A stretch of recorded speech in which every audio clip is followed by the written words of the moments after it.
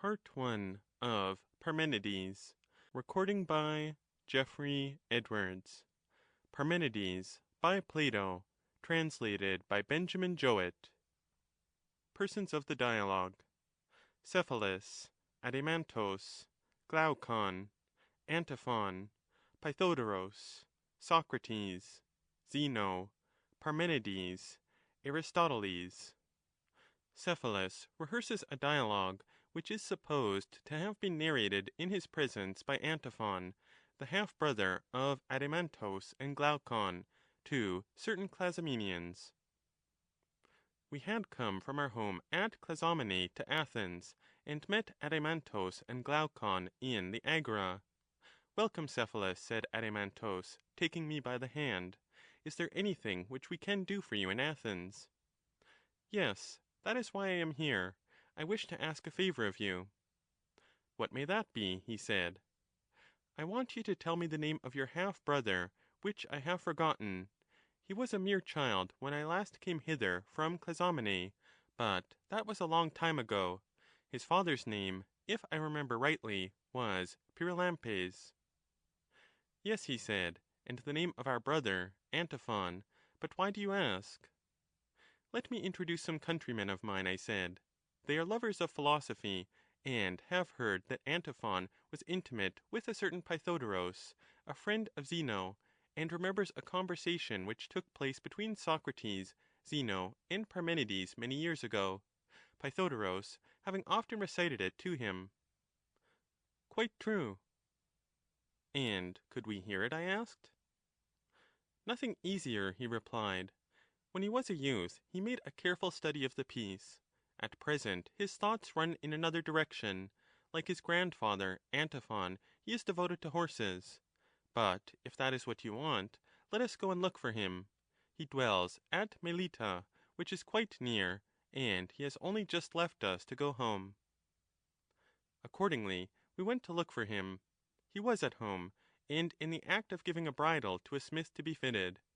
When he had done with the smith, his brothers told him the purpose of our visit, and he saluted me as an acquaintance whom he remembered from my former visit, and we asked him to repeat the dialogue.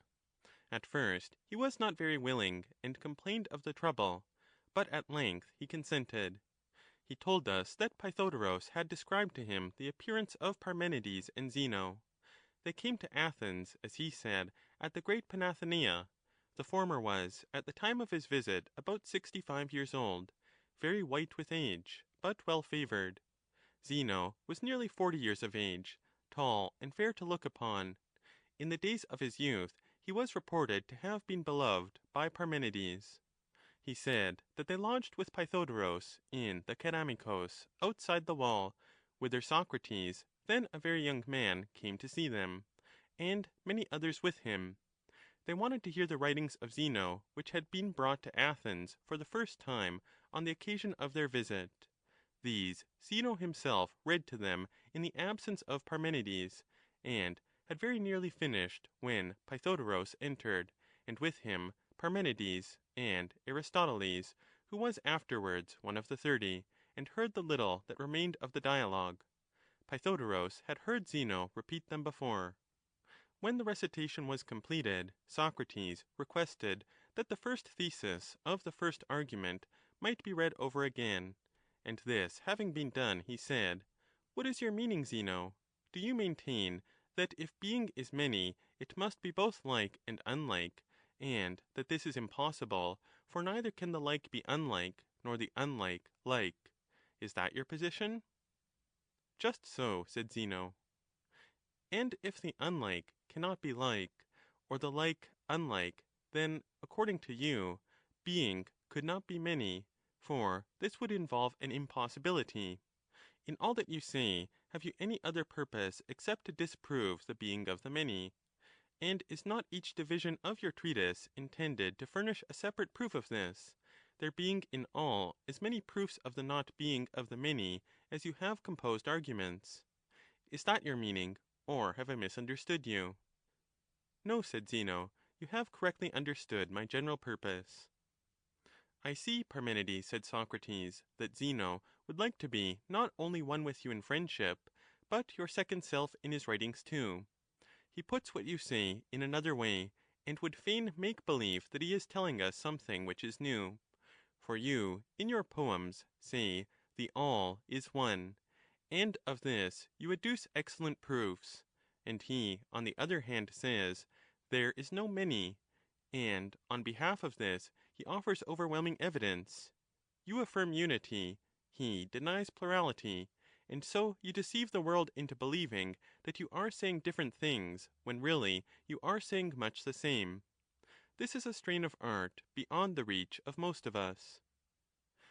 Yes, Socrates, said Zeno, but although you are as keen as a Spartan hound in pursuing the track, you do not fully apprehend the true motive of the composition, which is not really such an artificial work as you imagine. For what you speak of was an accident. There was no pretense of a great purpose, nor any serious intention of deceiving the world. The truth is that these writings of mine were meant to protect the arguments of Parmenides against those who make fun of him, and seek to show the many ridiculous and contradictory results which they suppose to follow from the affirmation of the one. My answer is addressed to the partisans of the many, whose attack I return with interest by retorting upon them that their hypothesis of the being of many, if carried out, appears to be still more ridiculous than the hypothesis of the being of one. Zeal for my master led me to write the book in the days of my youth, but someone stole the copy, and therefore I had no choice whether it should be published or not. The motive, however, of writing was not the ambition of an elder man, but the pugnacity of a young one. This you do not seem to see, Socrates, though in other respects, as I was saying, your notion is a very just one. I understand, said Socrates, and quite accept your account. But tell me, Zeno, do you not further think that there is an idea of likeness in itself, and another idea of unlikeness, which is the opposite of likeness, and that in these two, you and I, and all other things to which we apply the term many participate? Things which participate in likeness become in that degree and manner like, and so far as they participate in unlikeness, become in that degree unlike, or both like and unlike in the degree in which they participate in both. And may not all things partake of both opposites, and be both like and unlike by reason of this participation? Where is the wonder?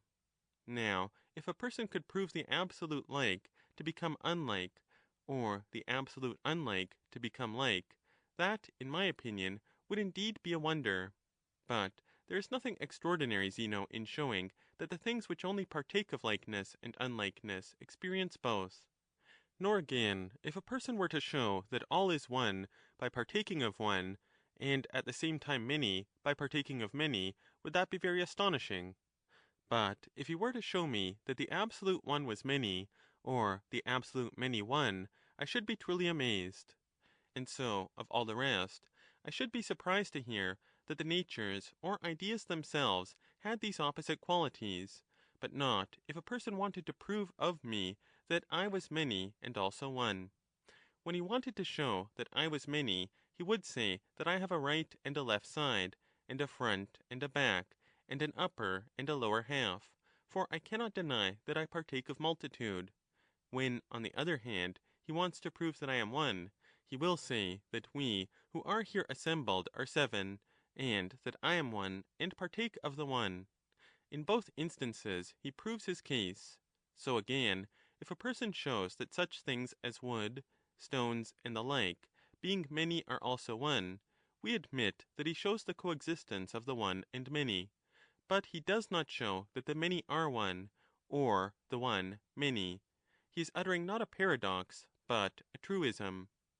If, however, as I just now suggested, some one were to abstract simple notions of like, unlike, one, many, rest, motion, and similar ideas, and then to show that these admit of admixture and separation in themselves, I should be very much astonished. This part of the argument appears to be treated by you, Zeno, in a very spirited manner.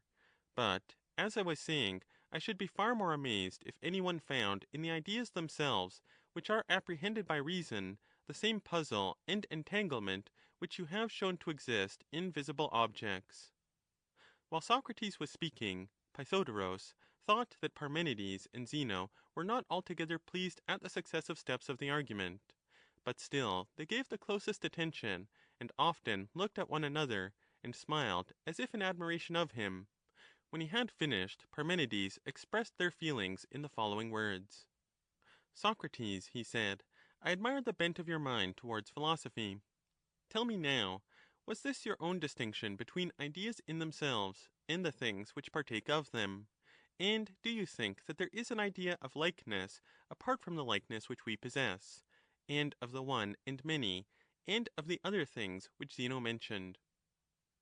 I think that there are such ideas, said Socrates. Parmenides proceeded, and would you also make absolute ideas of the just, and the beautiful, and the good, and of all that class? Yes, he said, I should. And would you make an idea of man apart from us, and from all other human creatures, or of fire and water? I am often undecided, Parmenides, as to whether I ought to include them or not. And would you feel equally undecided, Socrates, about things of which the mention may provoke a smile? I mean such things as hair, mud, dirt, or anything else which is vile and paltry. Would you suppose that each of these has an idea distinct from the actual objects with which we come into contact, or not? Certainly not, said Socrates. Visible things like these are such as they appear to us, and I am afraid that there would be an absurdity in assuming any idea of them, although I sometimes get disturbed, and begin to think that there is nothing without an idea. But then again, when I have taken up this position, I run away because I am afraid that I may fall into a bottomless pit of nonsense and perish. And so I return to the ideas of which I was just now speaking, and occupy myself with them. Yes, Socrates, said Parmenides, that is because you are still young. The time will come, if I am not mistaken, when philosophy will have a firmer grasp of you, and then you will not despise even the meanest things. At your age you are too much disposed to regard the opinions of men. But I should like to know whether you mean that there are certain ideas of which all other things partake, and from which they derive their names.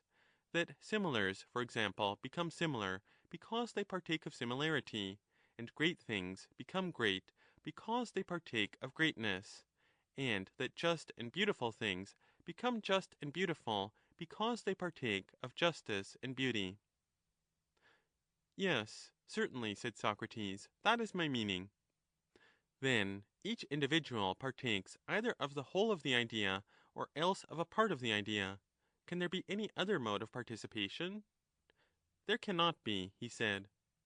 Then do you think that the whole idea is one, and yet being one is in each one of the many? Why not, Parmenides? Said Socrates. Because one and the same thing will exist as a whole at the same time in many separate individuals, and will therefore be in a state of separation from itself. Nay, but the idea may be like the day, which is one and the same in many places at once, and yet continuous with itself. In this way each idea may be one and the same in all at the same time. I like your way, Socrates, of making one in many places at once. You mean to say that if I were to spread out a sail and cover a number of men, there would be one whole including many. Is not that your meaning? I think so. And would you say that the whole sail includes each man, or a part of it only, and different parts different men? The latter. Then, Socrates, the ideas themselves will be divisible, and things which participate in them will have a part of them only, and not the whole idea existing in each of them. That seems to follow. Then would you like to say, Socrates, that the one idea is really divisible and yet remains one? Certainly not, he said. Suppose that you divide absolute greatness and that of the many great things. Each one is great in virtue of a portion of greatness less than absolute greatness. Is that conceivable? No. Or will each equal thing if possessing some small portion of equality less than absolute equality be equal to some other thing by virtue of that portion only? Impossible. Or suppose one of us to have a portion of smallness. This is but a part of the small, and therefore the absolutely small is greater. If the absolutely small be greater, that to which the part of the small is added will be smaller and not greater than before. How absurd! Then in what way, Socrates, will all things participate in the ideas, if they are unable to participate in them either as parts or wholes? Indeed, he said, you have asked a question which is not easily answered. Well, said Parmenides, and what do you say of another question? What question? I imagine that the way in which you are led to assume one idea of each kind is as follows. You see a number of great objects, and when you look at them, there seems to you to be one and the same idea or nature in them all. Hence you conceive of greatness as one. Very true, said Socrates. And if you go on and allow your mind in like manner to embrace in one view the idea of greatness and of great things which are not the idea, and to compare them, will not another greatness arise which will appear to be the source of all these? It would seem so. Then another idea of greatness now comes into view over and above absolute greatness, and the individuals which partake of it, and then another over and above all these, by virtue of which they will all be great, and so each idea, instead of being one, will be infinitely multiplied. But may not the ideas, asked Socrates, be thoughts only, and have no proper existence except in our minds, Parmenides? For in that case each idea may still be one, and not experience this infinite multiplication. And can there be individual thoughts which are thoughts of nothing? Impossible, he said. The thoughts must be of something. Yes. Of something which is, or which is not. Of something which is. Must it not be of a single something, which the thought recognizes as attaching to all, being a single form or nature? Yes. And will not the something which is apprehended as one and the same in all be an idea? From that again there is no escape. Then, said Parmenides, if you say that everything else participates in the ideas, must you not say either that everything is made up of thoughts, and that all things think, or that they are thoughts but have no thought? The latter view, Parmenides, is no more rational than the previous one. In my opinion, the ideas are, as it were, patterns fixed in nature, and other things are like them, and resemblances of them. What is meant by the participation of other things in the ideas is really assimilation to them. But if, said he, the individual is like the idea, must not the idea also be like the individual, in so far as the individual is a resemblance of the idea? That which is like cannot be conceived of as other than the like of like. Impossible. And when two things are alike, must they not partake of the same idea? They must. And will not that of which the two partake, and which makes them alike, be the idea itself? Certainly. Then the idea cannot be like the individual, or the individual like the idea. For if they are alike, some further idea of likeness will always be coming to light, and if that be like anything else, another, and new ideas will be always arising if the idea resembles that which partakes of it. Quite true. The theory, then, that other things participate in the ideas by resemblance has to be given up, and some other mode of participation devised. It would seem so. Do you see, then, Socrates, how great is the difficulty of affirming the ideas to be absolute? Yes, indeed. And further, let me say that as yet you only understand a small part of the difficulty which is involved if you make of each thing a single idea, parting it off from other things. What difficulty? He said. There are many, but the greatest of all is this. If an opponent argues that these ideas, being such as we say they ought to be, must remain unknown, no one can prove to him that he is wrong, unless he, who who denies their existence be a man of great ability and knowledge, and is willing to follow a long and laborious demonstration. He will remain unconvinced, and still insist that they cannot be known. What do you mean, Parmenides? Said Socrates.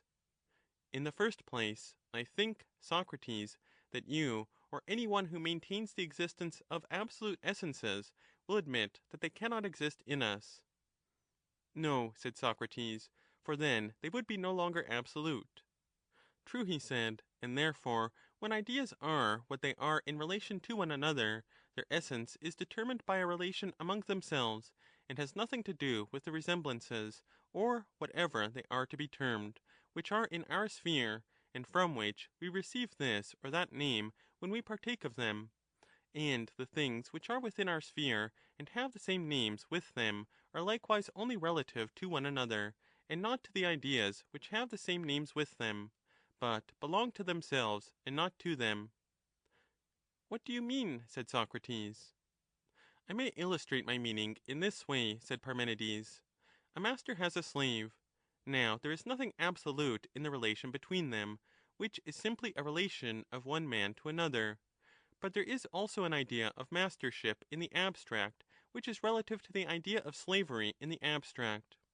These natures have nothing to do with us, nor we with them. They are concerned with themselves only, and we with ourselves. Do you see my meaning? Yes, said Socrates, I quite see your meaning. And will not knowledge, I mean absolute knowledge, answer to absolute truth? Certainly. And each kind of absolute knowledge will answer to each kind of absolute being? Yes. But the knowledge which we have will answer to the truth which we have, and again, each kind of knowledge which we have will be a knowledge of each kind of being which we have. Certainly. But the ideas themselves, as you admit, we have not and cannot have. No, we cannot. And the absolute natures or kinds are known severally by the absolute idea of knowledge? Yes. And we have not got the idea of knowledge? No. Then none of the ideas are known to us because we have no share in absolute knowledge? I suppose not. Then the nature of the beautiful in itself, and of the good in itself, and all other ideas which we suppose to exist absolutely, are unknown to us? It would seem so. I think that there is a stranger consequence still. What is it? Would you, or would you not say that absolute knowledge, if there is such a thing, must be a far more exact knowledge than our knowledge, and the same of beauty and of the rest? Yes. And if there be such a thing as participation in absolute knowledge, no one is more likely than God to have this most exact knowledge. Certainly. But then will God, having absolute knowledge, have a knowledge of human things? Why not? Because, Socrates, said Parmenides, we have admitted that the ideas are not valid in relation to human things, nor human things in relation to them. The relations of either are limited to their respective spheres. Yes, that has been admitted. And if God has this perfect authority and perfect knowledge, his authority cannot rule us, nor his knowledge know us, or any human thing, just as our authority does not extend to the gods, nor our knowledge know anything which is divine. So by parity of reason, they, being gods, are not our masters, neither do they know the things of men. Yet surely, said Socrates, to deprive God of knowledge is monstrous. These, Socrates, said Parmenides, are a few, and only a few, of the difficulties in which we are involved if ideas really are, and we determine each of them to be an absolute unity. He who hears what may be said against them will deny the very existence of them, and even if they do exist, he will say that they must of necessity be unknown to man, and he will seem to have reason on his side, and, as we were remarking just now, will be very difficult to convince. A man must be gifted with very considerable ability before he can learn that everything has a class and an absolute essence, and still more remarkable will he be who discovers all these things for himself, and having thoroughly investigated them, is able to teach them to others. I agree with you, Parmenides, said Socrates, and what you say is very much to my mind. And yet, Socrates, said Parmenides, if a man, fixing his attention on these and the like difficulties, does away with ideas of things, and will not admit that every individual thing has its own determinate idea, which is always one and the same, he will have nothing on which his mind can rest, and so he will utterly destroy the power of reasoning, as you seem to me to have particularly noted. Very true, he said. But then, what is to become of philosophy? Whither shall we turn if the ideas are unknown? I certainly do not see my way at present. Yes, said Parmenides, and I think that this arises, Socrates, out of your attempting to define the beautiful, the just, the good, and the ideas generally, without sufficient previous training. I noticed your deficiency when I heard you talking here with your friend Aristoteles the day before yesterday. The impulse that carries you towards philosophy is assuredly noble and divine, but there is an art which is called by the vulgar idle talking, and which is often imagined to be useless. In that you must train and exercise yourself, now that you are young, or truth will elude your grasp. And what is the nature of this exercise, Parmenides, which you would recommend? That which you heard Zeno practicing. At the same time, I give you credit for saying to him that he did not care to examine the perplexity in reference to visible things, or to consider the question in that way, but only in reference to objects of thought, and to what may be called ideas. Why, yes, he said, there appears to me to be no difficulty in showing by this method that visible things are like and unlike, and may experience anything. Quite true, said Parmenides, but I think that you should go a step further, and consider not only the consequences which flow from a given hypothesis, but also the consequences which flow from denying the hypothesis, and that will be still better training for you. What do you mean? He said. I mean, for example, that in the case of this very hypothesis of Zeno's about the many, you should inquire not only what will be the consequences to the many in relation to themselves and to the one in relation to itself and the many, on the hypothesis of the being of the many, but also what will be the consequences to the one and the many in their relation to themselves and to each other on the opposite hypothesis. Or again, if likeness is or is not, what will be the consequences in either of these cases to the subjects of the hypothesis, and to other things in relation both to themselves and to one another, and so of unlikeness, and the same holds good of motion and rest, of generation and destruction, and even of being and not being.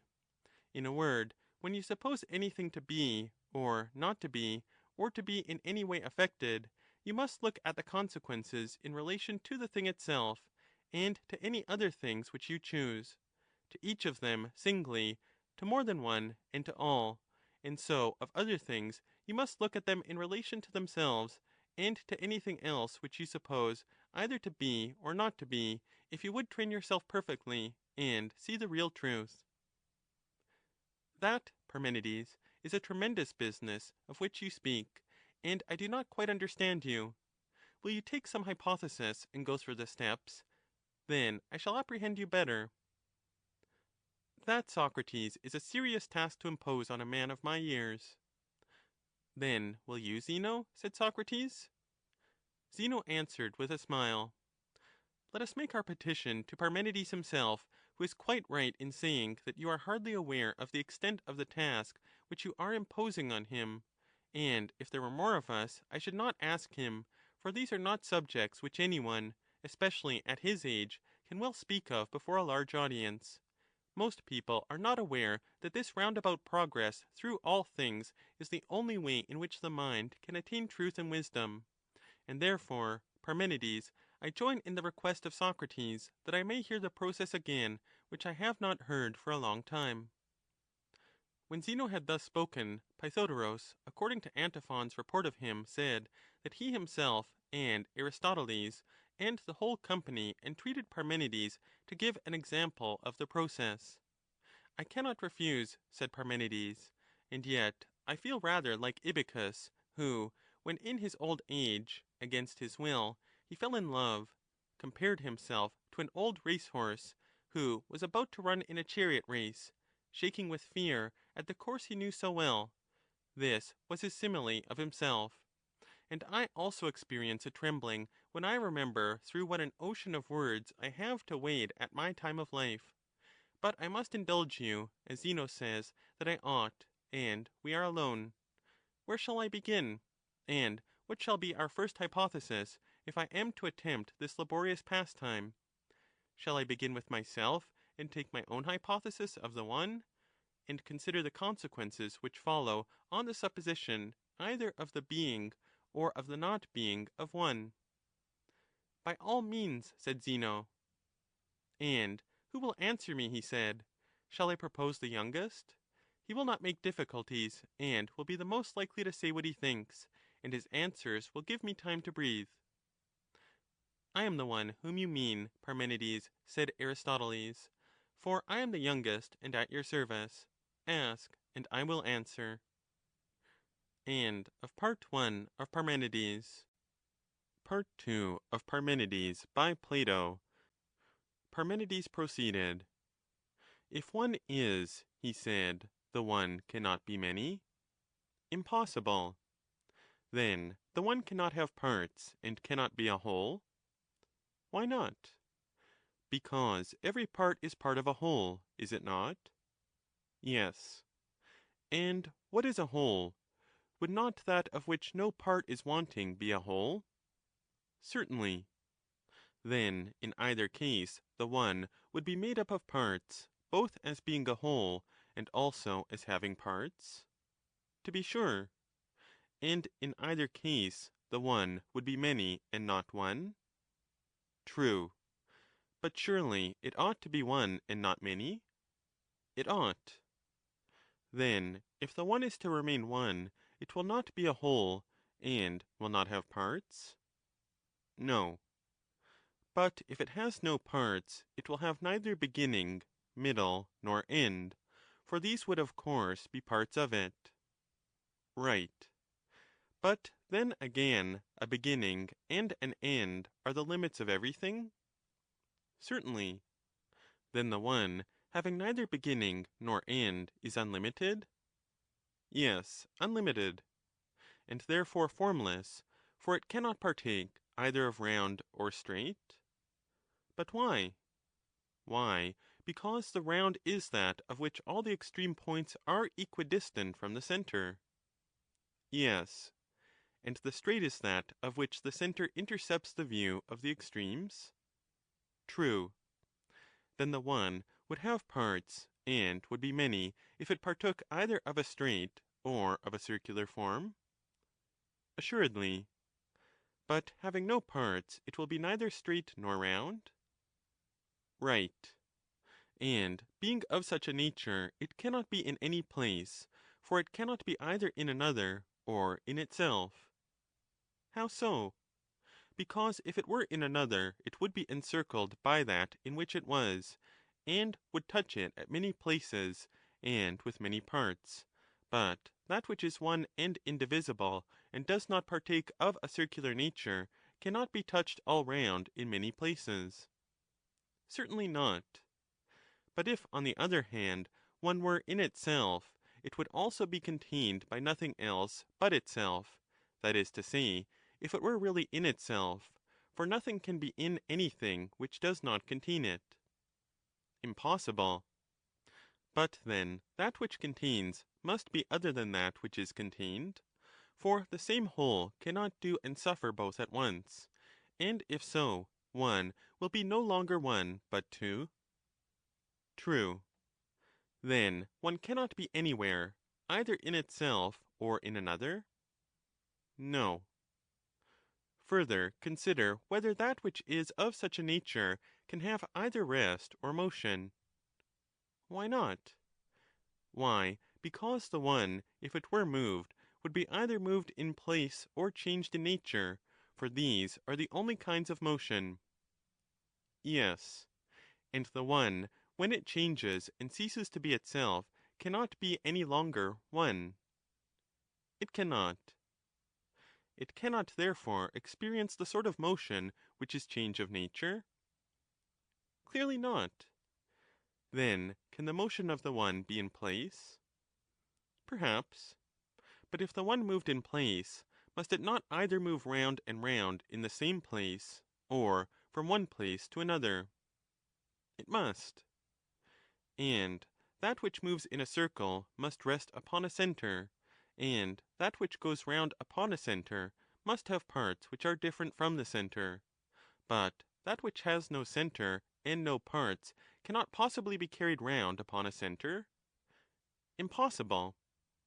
But perhaps the motion of the one consists in change of place? Perhaps so, if it moves at all. And have we not already shown that it cannot be in anything? Yes. Then its coming into being in anything is still more impossible, is it not? I do not see why.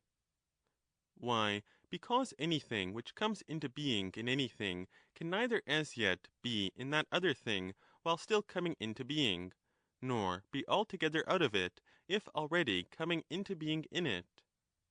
Certainly not. And therefore whatever comes into being in another must have parts, and then one part may be in, and another part out of that other. But that which has no parts can never be at one and the same time neither wholly within, nor wholly without anything. True. And is there not a still greater impossibility in that which has no parts, and is not a whole coming into being anywhere, since it cannot come into being either as a part or as a whole? Clearly. Then it does not change place by revolving in the same spot, nor by going somewhere and coming into being in something, nor again by change in itself? Very true. Then, in respect of any kind of motion, the one is immovable? Immovable. But neither can the one be in anything, as we affirm? Yes, we said so. Then it is never in the same? Why not? Because if it were in the same, it would be in something. Certainly. And we said that it could not be in itself, and could not be in other? True. Then one is never in the same place? It would seem not. But that which is never in the same place is never quiet or at rest? Never. One, then, as would seem, is neither at rest nor in motion? It certainly appears so. Neither will it be the same with itself or other, nor again other than itself or other. How is that? If other than itself, it would be other than one, and would not be one. True. And if the same with other, it would be that other and not itself, so that upon this supposition too, it would not have the nature of one, but would be other than one. It would. Then it will not be the same with other, or other than itself? It will not. Neither will it be other than other while it remains one, for not one, but only other, can be other than other, and nothing else. True. Then not by virtue of being one will it be other? Certainly not. But if not by virtue of being one, not by virtue of itself, and if not by virtue of itself, not itself, and itself not being other at all, will not be other than anything. Right. Neither will one be the same with itself? How not? Surely the nature of the one is not the nature of the same. Why not? It is not when anything becomes the same with anything that it becomes one. What of that? Anything which becomes the same with the many necessarily becomes many and not one. True. But if there were no difference between the one and the same, when a thing became the same, it would always become one, and when it became one, the same? Certainly. And therefore, if one be the same with itself, it is not one with itself, and will therefore be one, and also not one. Surely that is impossible. And therefore the one can neither be other than other, nor the same with itself. Impossible. And thus the one can neither be the same nor other, either in relation to itself or other? No. Neither will the one be like anything or unlike itself or other? Why not? Because likeness is sameness of affections. Yes. And sameness has been shown to be of a nature distinct from oneness? That has been shown. But if the one had any other affection than that of being one, it would be affected in such a way as to be more than one, which is impossible? True. Then the one can never be so affected as to be the same either with another or with itself? Clearly not. Then it cannot be like another or like itself? No. Nor can it be affected so as to be other, for then it would be affected in such a way as to be more than one. It would. That which is affected otherwise than itself or another will be unlike itself or another, for sameness of affections is likeness. True. But the one, as appears, never being affected otherwise, is never unlike itself or other? Never. Then the one will never be either like or unlike itself or other? Plainly not. Again, being of this nature, it can neither be equal nor unequal either to itself or to other? How is that? Why, because the one, if equal, must be of the same measures as that to which it is equal. True. And if greater or less than things which are commensurable with it, the one will have more measures than that which is less, and fewer than that which is greater? Yes. And so of things which are not commensurate with it, the one will have greater measures than that which is less, and smaller than that which is greater? Certainly. But how can that which does not partake of sameness have either the same measures, or have anything else the same? Impossible. And not having the same measures, the one cannot be equal either with itself or with another? It appears so. But again, whether it have fewer or more measures, it will have as many parts as it has measures, and thus again the one will be no longer one, but will have as many parts as measures? Right. And if it were of one measure, it would be equal to that measure, yet it has been shown to be incapable of equality? It has. Then it will neither partake of one measure, nor of many, nor of few, nor of the same at all, nor be equal to itself or another, nor be greater or less than itself or other? Certainly. Well, and do we suppose that one can be older or younger than anything, or of the same age with it? Why not? Why, because that which is of the same age with itself or other must partake of equality or likeness of time, and we said that the one did not partake either of equality or of likeness. We did say so. And we also said that it did not partake of inequality or unlikeness. Very true. How then can one, being of this nature, be either older or younger than anything, or have the same age with it? In no way. Then one cannot be older or younger, or of the same age, either with itself or with another? Clearly not. Then the one, being of this nature, cannot be in time at all, for must not that which is in time be always growing older than itself? Certainly. And that which is older must always be older than something which is younger? True. Then that which becomes older than itself also becomes at the same time younger than itself, if it is to have something to become older than. What do you mean? I mean this. A thing does not need to become different from another thing which is already different. It is different, and if its different has become, it has become different. If its different will be, it will be different.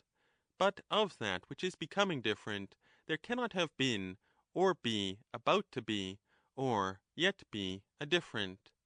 The only different possible is one which is becoming. That is inevitable. But surely the elder is a difference relative to the younger, and to nothing else? True. Then that which becomes older than itself must also at the same time become younger than itself? Yes. But again, it is true that it cannot become for a longer or for a shorter time than itself, but it must become and be and have become and be about to be for the same time with itself? That again is inevitable. Then things which are in time and partake of time must in every case, I suppose, be of the same age with themselves, and must also become at once older and younger than themselves? Yes. But the one did not partake of those affections? Not at all. Then does it not partake of time, and is not in any time? So the argument shows. Well, but do not the expressions was and has become and was becoming signify a participation of past time? Certainly. And do not will be, will become, will have become signify a participation of future time? Yes. And is, or becomes, signifies a participation of present time? Certainly. And if the one is absolutely without participation in time, it never had become, or was becoming, or was at any time, or is now become, or is becoming, or is, or will become, or will have become, or will be hereafter? Most true. But are there any modes of partaking of being other than these? There are none. Then the one cannot possibly partake of being? That is the inference. Then the one is not at all? Clearly not. Then the one does not exist in such way as to be one, for if it were and partook of being, it would already be. But if the argument is to be trusted, the one neither is nor is one? True. But that which is not admits of no attribute or relation? Of course not. Then there is no name, nor expression, nor perception, nor opinion, nor knowledge of it? Clearly not. Then it is neither named, nor expressed, nor opined, nor known, nor does anything that is perceive it? So we must infer.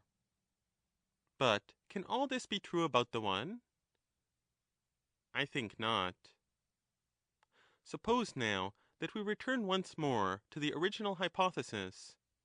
Let us see whether on a further review any new aspect of the question appears. I shall be very happy to do so. We say that we have to work out together all the consequences, whatever they may be, which follow if the one is? Yes. Then we will begin at the beginning. If one is, can one be and not partake of being? Impossible. Then the one will have being, but its being will not be the same with the one. For if the same, it would not be the being of the one, nor would the one have participated in being. For the proposition that one is would have been identical with the proposition that one is one. But our hypothesis is not if one is one, what will follow, but if one is. Am I not right? Quite right. We mean to say that being has not the same significance as one? Of course. And when we put them together shortly and say, one is, that is equivalent to saying, partakes of being? Quite true.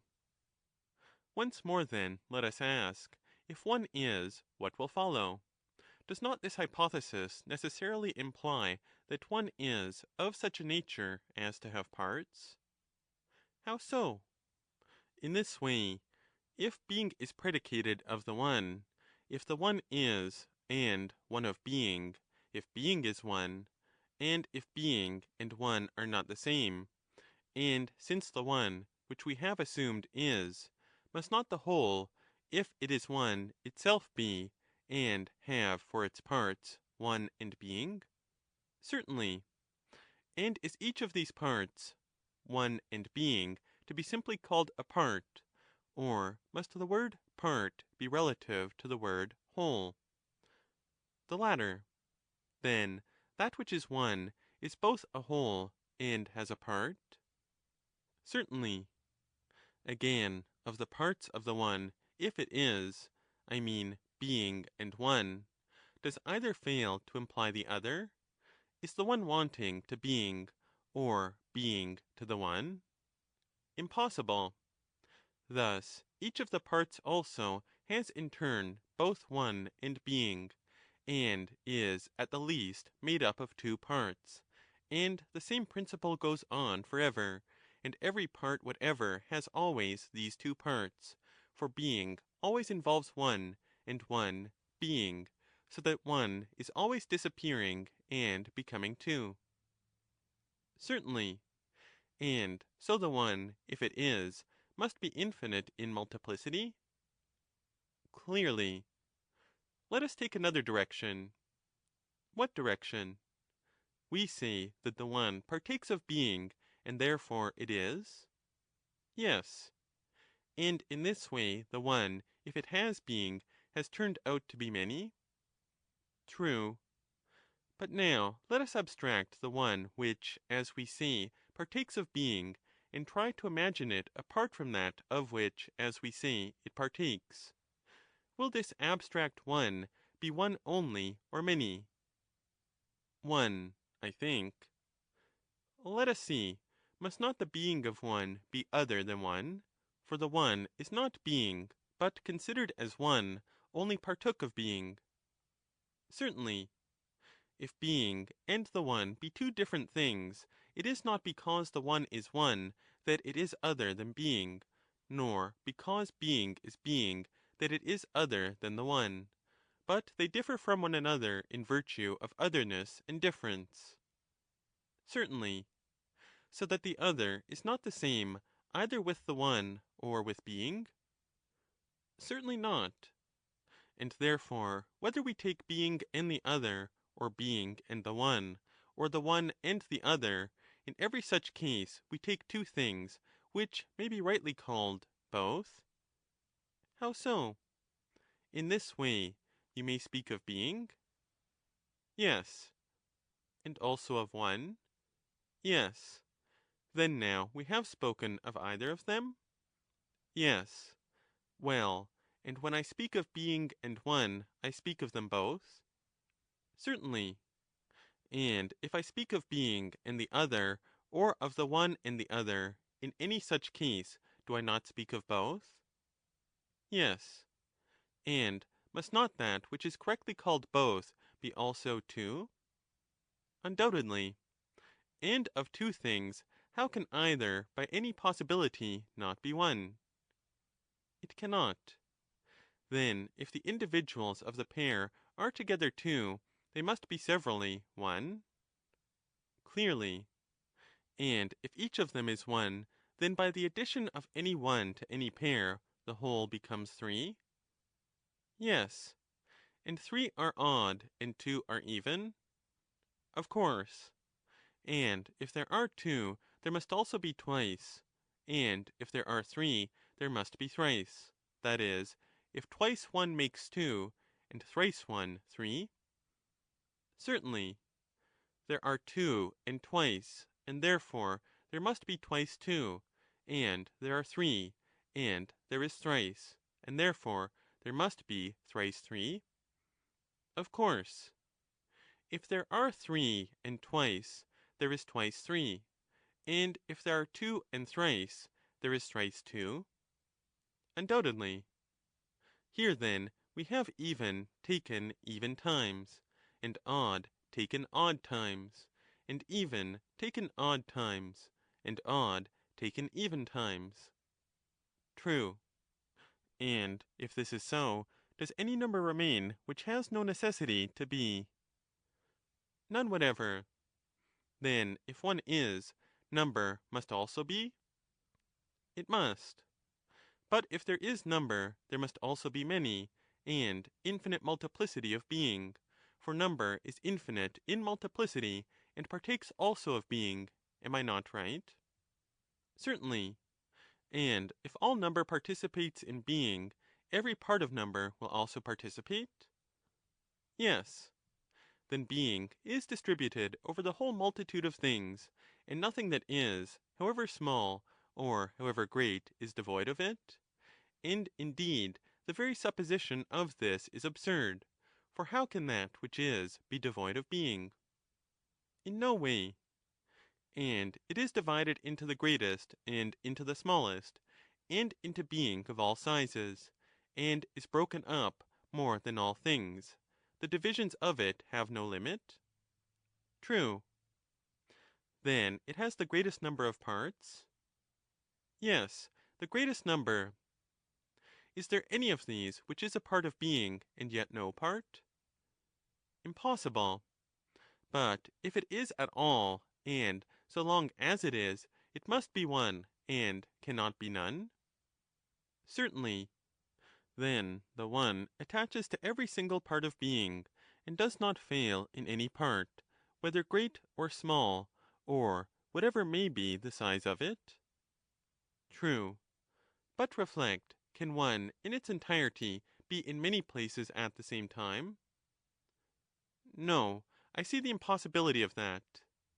And if not in its entirety, then it is divided, for it cannot be present with all the parts of being unless divided. True. And that which has parts will be as many as the parts are? Certainly. Then we were wrong in saying just now that being was distributed into the greatest number of parts, for it is not distributed into parts more than the one, but into parts equal to the one. The one is never wanting to being, or being to the one, but being two they are coequal and coextensive.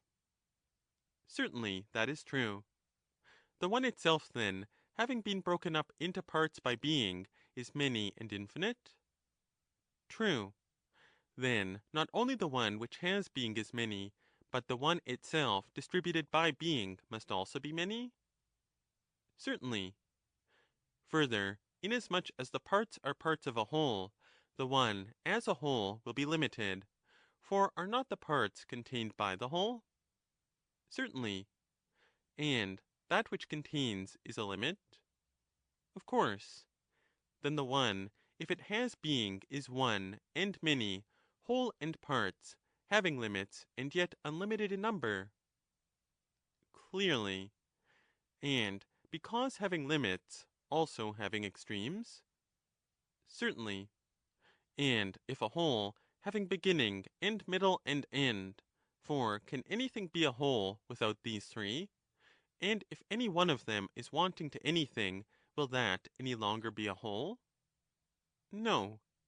Then the one, as appears, will have beginning, middle, and end. It will. But again, the middle will be equidistant from the extremes, or it would not be in the middle? Yes. Then the one will partake of figure, either rectilinear or round, or a union of the two? True. And if this is the case, it will be both in itself and in another too? How? Every part is in the whole, and none is outside the whole? True. And all the parts are contained by the whole? Yes. And the one is all its parts, and neither more nor less than all? No. And the one is the whole? Of course. But if all the parts are in the whole, and the one is all of them and the whole, and they are all contained by the whole, the one will be contained by the one, and thus the one will be in itself. That is true. But then, again, the whole is not in the parts, neither in all the parts, nor in some one of them. For if it is in all, it must be in one. For if there were any one in which it was not, it could not be in all the parts. For the part in which it is wanting is one of all. And if the whole is not in this, how can it be in them all? It cannot. Nor can the whole be in some of the parts. For if the whole were in some of the parts, the greater would be in the less, which is impossible. Yes, impossible. But if the whole is neither in one, nor in more than one, nor in all of the parts, it must be in something else, or cease to be anywhere at all? Certainly. If it were nowhere, it would be nothing. But being a whole, and not being in itself, it must be in another? Very true. The one, then, regarded as a whole, is in another, but regarded as being all its parts, is in itself, and therefore the one must be itself in itself, and also in another. Certainly. The one, then, being of this nature, is of necessity both at rest and in motion? How? The one is at rest, since it is in itself, for being in one, and not passing out of this, it is in the same, which is itself. True. And that which is ever in the same must be ever at rest? Certainly. Well, and must not that, on the contrary, which is ever in other, never be in the same? And if never in the same, never at rest? And if not at rest, in motion? True.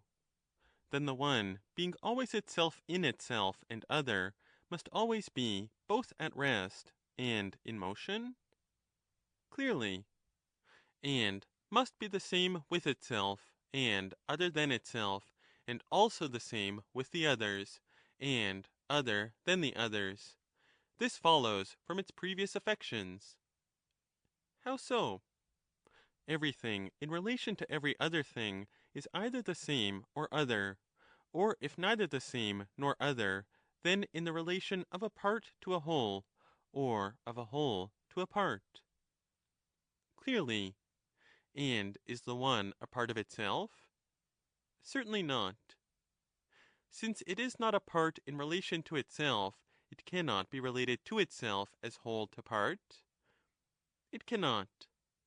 But is the one other than one? No.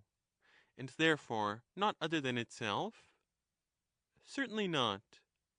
If then it be neither other, nor a whole, nor a part in relation to itself, must it not be the same with itself? Certainly. But then again, a thing which is in another place from itself, if this itself remains in the same place with itself, must be other than itself, for it will be in another place. True. Then the one has been shown to be at once in itself and in another? Yes. Thus then, as appears, the one will be other than itself? True. Well then, if anything be other than anything, will it not be other than that which is other? Certainly. And will not all things that are not one be other than the one, and the one other than the not one? Of course. Then the one will be other than the others? True. But consider, are not the absolute same and the absolute other opposites to one another? Of course. Then will the same ever be in the other, or the other in the same? They will not. If then the other is never in the same, there is nothing in which the other is during any space of time. For during that space of time, however small, the other would be in the same. Is not that true? Yes. And since the other is never in the same, it can never be in anything that is? True. Then the other will never be either in the not one or in the one? Certainly not. Then, not by reason of otherness is the one other than the not one, or the not one other than the one. No. Nor by reason of themselves will they be other than one another, if not partaking of the other. How can they be? But if they are not other, either by reason of themselves, or of the other, will they not altogether escape being other than one another? They will. Again, the not one cannot partake of the one, otherwise it would not have been not one, but would have been in some way one. True. Nor can the not one be number, for having number it would not have been not one at all. It would not. Again, is the not one part of the one, or rather, would it not in that case partake of the one? It would. If then, in every point of view, the one and the not one are distinct, then neither is the one part or whole of the not one, nor is the not one part or whole of the one? No. But we said that things which are neither parts nor wholes of one another, nor other than one another, will be the same with one another. So we said? Yes. Then shall we say that the one, being in this relation to the not one, is the same with it? Let us say so. Then it is the same with itself and the others, and also other than itself and the others. That appears to be the inference. And it will also be like and unlike itself and the others? Perhaps. Since the one was shown to be other than the others will also be other than the one? Yes. And the one is other than the others in the same degree that the others are other than it, and neither more nor less? True. And if neither more nor less, then in a like degree? Yes. In virtue of the affection by which the one is other than others, and others in like manner other than it, the one will be affected like the others, and the others like the one? How do you mean? I may take as an illustration the case of names. You give a name to a thing. Yes. And you may say the name once or oftener? Yes. And when you say it once, you mention that of which it is the name? And when more than once, is it something else which you mention? Or must it always be the same thing of which you speak, whether you utter the name once or more than once? Of course it is the same. And is not other a name given to a thing? Certainly. Whenever, then, you use the word other, whether once or oftener, you name that of which it is the name, and to no other do you give the name? True. Then, when we say that the others are other than the one, and the one other than the others, in repeating the word other, we speak of that nature to which the name is applied, and of no other? Quite true. Then the one which is other than others, and the other which is other than the one, in that the word other is applied to both, will be in the same condition, and that which is in the same condition is like? Yes. Then in virtue of the affection by which the one is other than the others, everything will be like everything, for everything is other than everything. True. Again, the like is opposed to the unlike? Yes. And the other to the same? True again. And the one was also shown to be the same with the others? Yes. And to be the same with the others is the opposite of being other than the others? Certainly. And in that it was other, it was shown to be like? Yes. But in that it was the same, it will be unlike by virtue of the opposite affection to that which made it like, and this was the affection of otherness? Yes. The same then will make it unlike, otherwise it will not be the opposite of the other? True. Then the one will be both like and unlike the others, like in so far as it is other, and unlike in so far as it is the same. Yes, that argument may be used. And there is another argument. What? In so far as it is affected, in the same way it is not affected otherwise, and not being affected otherwise is not unlike, and not being unlike is like. But in so far as it is affected by other, it is otherwise, and being otherwise affected is unlike. True. Then, because the one is the same with the others, and other than the others, on either of these two grounds, or on both of them, it will be both like and unlike the others? Certainly. And in the same way, as being other than itself, and the same with itself, on either of these two grounds, and on both of them, it will be like and unlike itself? Of course. Again, how far can the one touch, or not touch itself and others?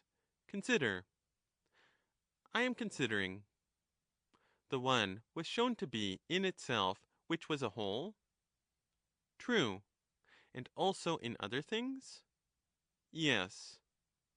In so far as it is in other things, it would touch other things, but in so far as it is in itself, it would be debarred from touching them, and would touch itself only? Clearly. Then the inference is that it would touch both? It would. But what do you say to a new point of view? Must not that which is to touch another be next to that which it is to touch, and occupy the place nearest to that in which what it touches is situated? True. Then the one, if it is to touch itself, ought to be situated next to itself, and occupy the place next to that in which itself is?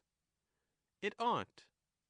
And that would require that the one should be two, and be in two places at once, and this, while it is one, will never happen? No. Then the one cannot touch itself any more than it can be two? It cannot. Neither can it touch others? Why not? The reason is that whatever is to touch another must be in separation from, and next to, that which it is to touch, and no third thing can be between them. True. Two things, then, at the least, are necessary to make contact possible? They are. And if to the two a third be added in due order, the number of terms will be three, and the contacts two? Yes. And every additional term makes one additional contact, whence it follows that the contacts are one less in number than the terms. The first two terms exceeded the number of contacts by one, and the whole number of terms exceeds the whole number of contacts by one in like manner. And for every one which is afterwards added to the number of terms, one contact is added to the contacts. True.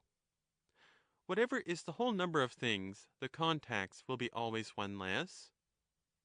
True. But if there be only one, and not two, there will be no contact? How can there be? And do we not say that the others, being other than the one, are not one, and have no part in the one? True.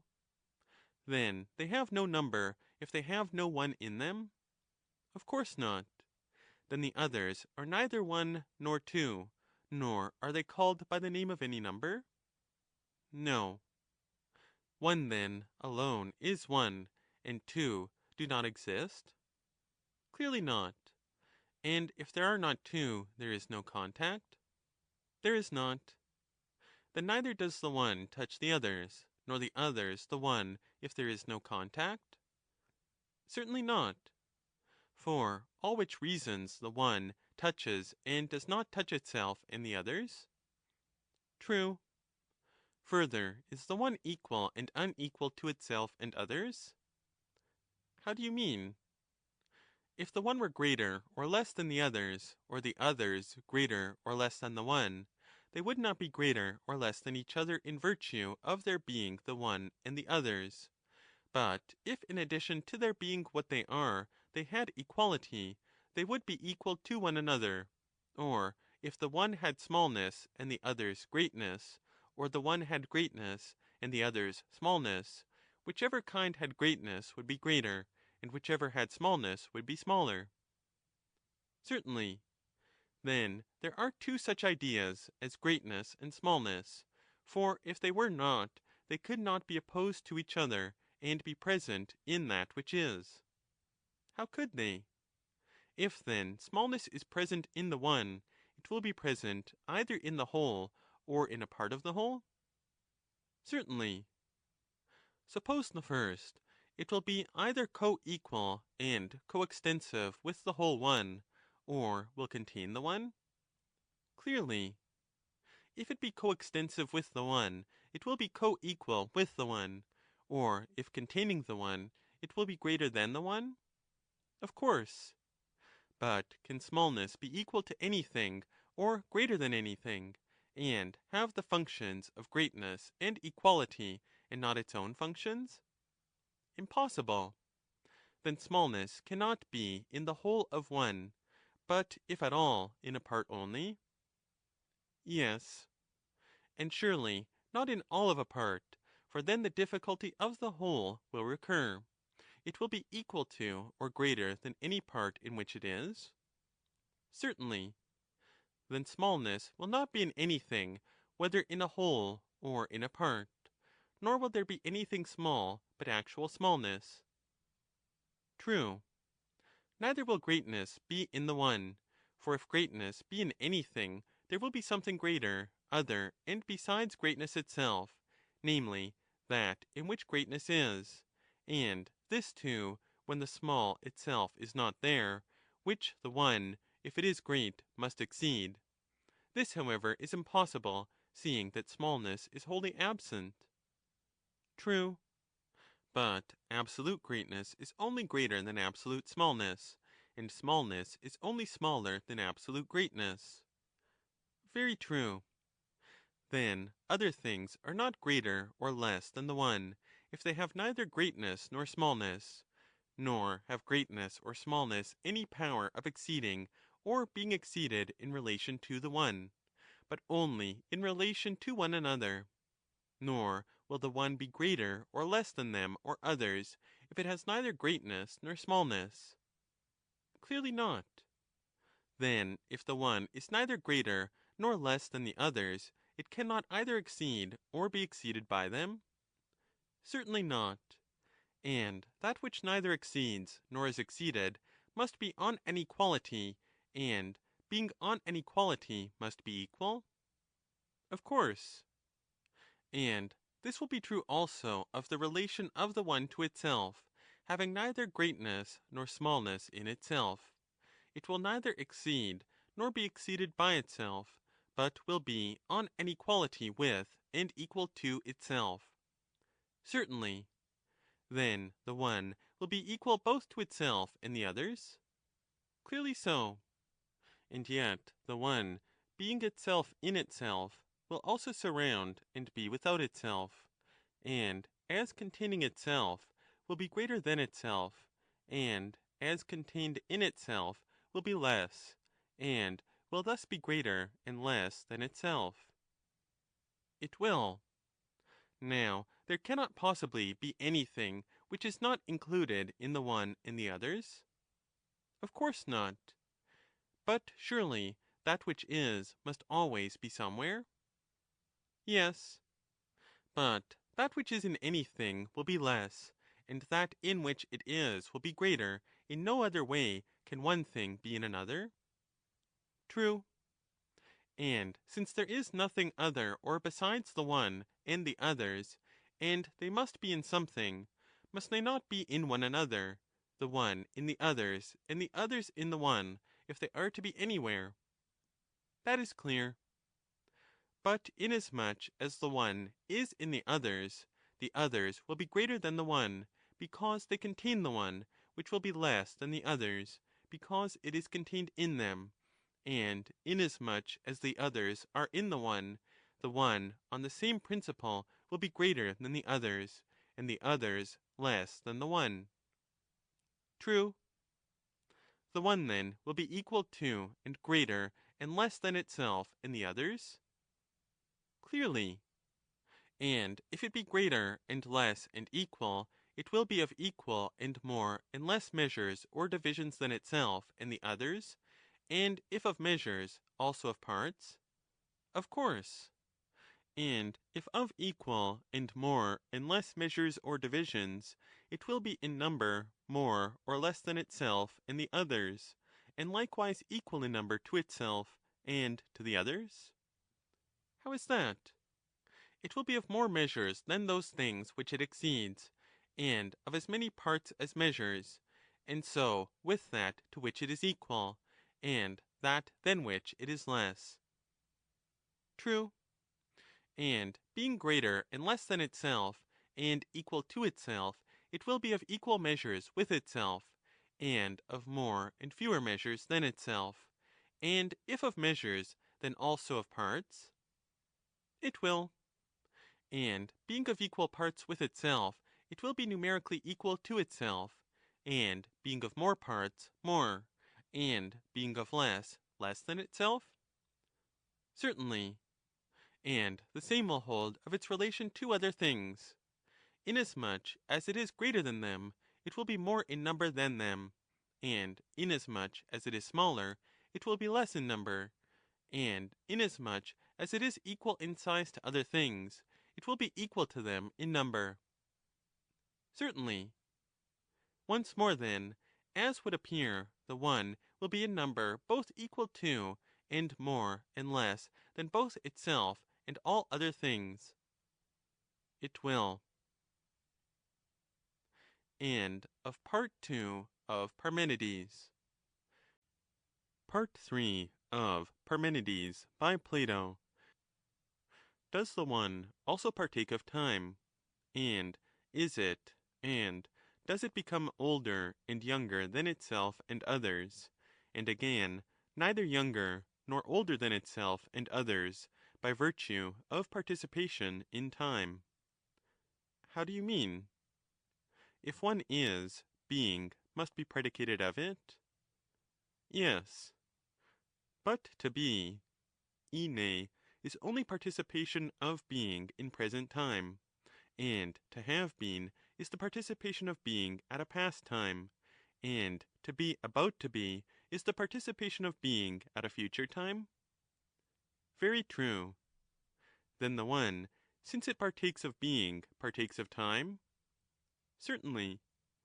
And is not time always moving forward? Yes. Then the one is always becoming older than itself, since it moves forward in time? Certainly. And do you remember that the older becomes older than that which becomes younger? I remember. Then, since the one becomes older than itself, it becomes younger at the same time? Certainly. Thus, then, the one becomes older as well as younger than itself? Yes. And it is older, is it not, when in becoming it gets to the point of time between was and will be, which is now, for surely in going from the past to the future it cannot skip the present. No. And when it arrives at the present, it stops from becoming older, and no longer becomes, but is older. For if it went on, it would never be reached by the present. For it is the nature of that which goes on to touch both the present and the future, letting go the present and seizing the future, while in process of becoming between them. True. But that which is becoming cannot skip the present. When it reaches the present, it ceases to become, and is then whatever it may happen to be becoming. Clearly. And so the one, when in becoming older it reaches the present, ceases to become, and is then older. Certainly. And it is older than that than which it was becoming older, and it was becoming older than itself? Yes. And that which is older than that which is younger? True. Then the one is younger than itself when in becoming older it reaches the present? Certainly. But the present is always present with the one during all its being, for whenever it is always now. Certainly. Then the one always both is and becomes older and younger than itself? Truly. And is it, or does it become a longer time than itself, or an equal time with itself? An equal time. But if it becomes, or is, for an equal time with itself, it is of the same age with itself? Of course. And that which is of the same age is neither older nor younger? No. The one, then, becoming and being the same time with itself, neither is nor becomes older or younger than itself? I should say not. And what are its relations to other things? Is it, or does it, become older or younger than they? I cannot tell you. You can at least tell me that others than the one are more than the one. Other would have been one, but the others have multitude, and are more than one. They will have multitude. And a multitude implies a number larger than one? Of course. And shall we say that the lesser or the greater is the first to come or to have come into existence? The lesser. Then the least is the first, and that is the one? Yes. Then the one of all things that have number is the first to come into being, but all other things have also number, being plural and not singular? They have. And since it came into being first, it must be supposed to have come into being prior to the others, and the others later. And the things which came into being later are younger than that which preceded them? And so the other things will be younger than the one, and the one older than other things? True. What would you say of another question? Can the one have come into being contrary to its own nature, or is that impossible? Impossible. And yet surely the one was shown to have parts, and if parts, then a beginning, middle, and end? Yes. And a beginning, both of the one itself and of all other things, comes into being first of all, and after the beginning the others follow until you reach the end? Certainly. And all these others we shall affirm to be parts of the whole, and of the one, which, as soon as the end is reached, has become whole and one? Yes, that is what we shall say.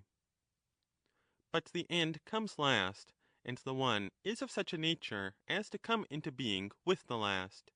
And since the one cannot come into being except in accordance with its own nature, its nature will require that it should come into being after the others, simultaneously with the end?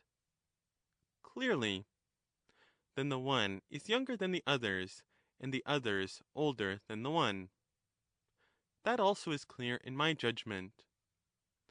Well, and must not a beginning, or any other part of the one, or of anything, if it be a part and not parts, being a part, be also of necessity one? Certainly. And will not the one come into being together with each part? Together with the first part, when that comes into being, and together with the second part, and with all the rest, and will not be wanting to any part, which is added to any other part, until it has reached the last and become one whole. It will be wanting neither to the middle, nor to the first, nor to the last, nor to any of them, while the process of becoming is going on? True. Then the one is of the same age with all the others, so that if the one itself does not contradict its own nature, it will be neither prior nor posterior to the others, but simultaneous. And according to this argument, the one will be neither older nor younger than the others, nor the others than the one. But according to the previous argument, the one will be older and younger than the others, and the others than the one. Certainly. After this manner, then, the one is and has become. But as to its becoming older and younger than the others, and the others than the one, and neither older nor younger, what shall we say? Shall we say, as of being, so also of becoming, or otherwise? I cannot answer. But I can venture to say that even if one thing were older or younger than another, it could not become older or younger in a greater degree than it was at first. For equals added to unequals, whether to periods of time or to anything else, leave the difference between them the same as at first. Of course. Then that which is cannot become older or younger than that which is, since the difference of age is always the same. The one is and has become older, and the other younger, but they are no longer becoming so. True. And the one which is does not therefore become either older or younger than the others which are. No. But consider whether they may not become older and younger in another way. In what way? Just as the one was proven to be older than the others, and the others than the one. And what of that? If the one is older than the others, it has come into being a longer time than the others. Yes. But consider again, if we add equal time to a greater and a less time, will the greater differ from the less time by an equal or by a smaller portion than before? By a smaller portion. Then the difference between the age of the one and the age of the others will not be afterwards so great as at first. But if an equal time be added to both of them, they will differ less and less in age? Yes. And that which differs in age from some other less than formerly, from being older, will become younger in relation to that other than which it was older?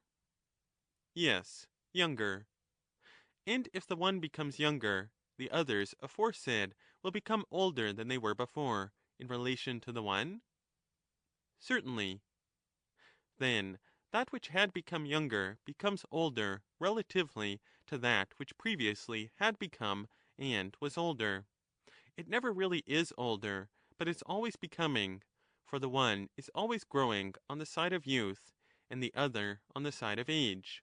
And in like manner the older is always in process of becoming younger than the younger, for as they are always going in opposite directions, they become in ways opposite to one another, the younger older than the older, and the older younger than the younger.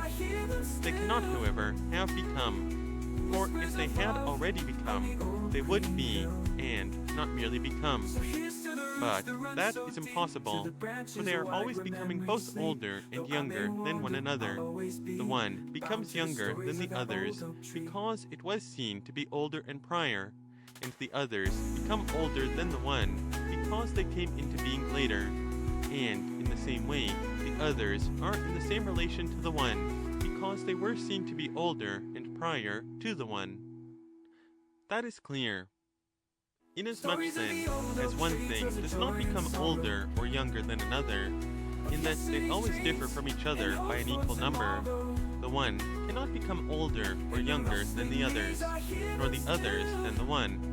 But inasmuch as that which came into being earlier and that which came into being later must continually differ from each other by a different portion, in this point of view the others must become older and younger than the one, and the one than the others? Certainly. For all these reasons, then, the one is and becomes older and younger than itself and the others, and neither is nor becomes older or younger than itself or the others. Certainly.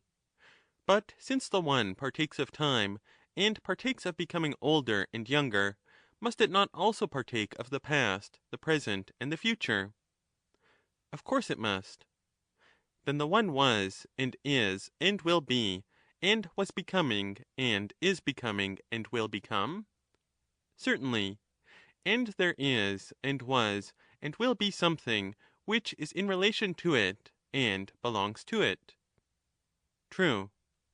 And since we have at this moment opinion and knowledge and perception of the one, there is opinion and knowledge and perception of it? Quite right. Then there is name and expression for it, and it is named and expressed, and everything of this kind which appertains to other things appertains to the one. Certainly, that is true. Yet, once more, and for the third time, let us consider. If the one is both one and many, as we have described, and is neither one nor many, and participates in time, must it not, in as far as it is one, at times partake of being, and in as far as it is not one, at times not partake of being? Certainly. But can it partake of being when not partaking of being, or not partake of being when partaking of being?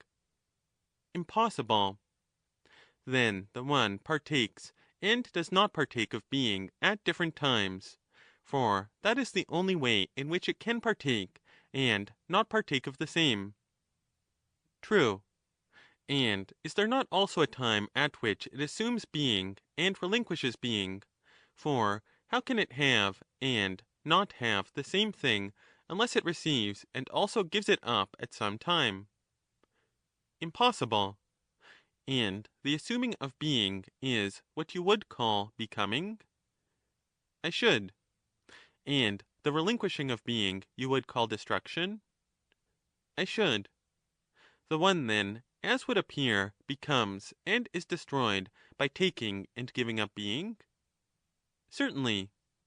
And being one and many, and in process of becoming and being destroyed, when it becomes one it ceases to be many, and when many it ceases to be one? Certainly. And as it becomes one and many, must it not inevitably experience separation and aggregation? Inevitably. And whenever it becomes like and unlike, it must be assimilated and dissimilated? Yes. And when it becomes greater or less or equal, it must grow or diminish or be equalized? True. And when being in motion it rests, and when being at rest it changes to motion, it can surely be in no time at all? How can it? But that a thing which is previously at rest should be afterwards in motion, or previously in motion and afterwards at rest, without experiencing change, is impossible. Impossible. And surely there cannot be a time in which a thing can be at once neither in motion nor at rest? There cannot. But neither can it change without changing. True. When then does it change? For it cannot change either when at rest, or when in motion, or when in time. It cannot. And does this strange thing in which it is at the time of changing really exist? What thing? The moment.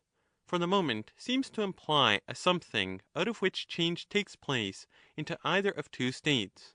For the change is not from the state of rest as such, nor from the state of motion as such, but there is this curious nature which we call the moment, lying between rest and motion, not being in any time, and into this, and out of this, what is in motion changes into rest, and what is at rest into motion. So it appears. And the one then, since it is at rest and also in motion, will change to either, for only in this way can it be in both. And in changing, it changes in a moment, and when it is changing, it will be in no time, and will not then be either in motion or at rest. It will not. And it will be in the same case in relation to the other changes, when it passes from being into cessation of being, or from not being into becoming. Then it passes between certain states of motion and rest, and neither is, nor is not, nor becomes, nor is destroyed. Very true. And on the same principle, in the passage from one to many, and from many to one, the one is neither one nor many, neither separated nor aggregated. And in the passage from like to unlike, and from unlike to like, it is neither like nor unlike, neither in a state of assimilation nor of dissimilation. And in the passage from small to great, and equal and back again, it will be neither small, nor great, nor equal, nor in a state of increase, or diminution, or equalization. True. All these, then, are the affections of the one, if the one has being. Of course. But if one is, what will happen to the others? Is not that also to be considered? Yes.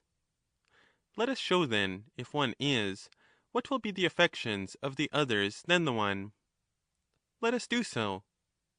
Inasmuch as there are things other than the one, the others are not the one, for if they were, they could not be other than the one.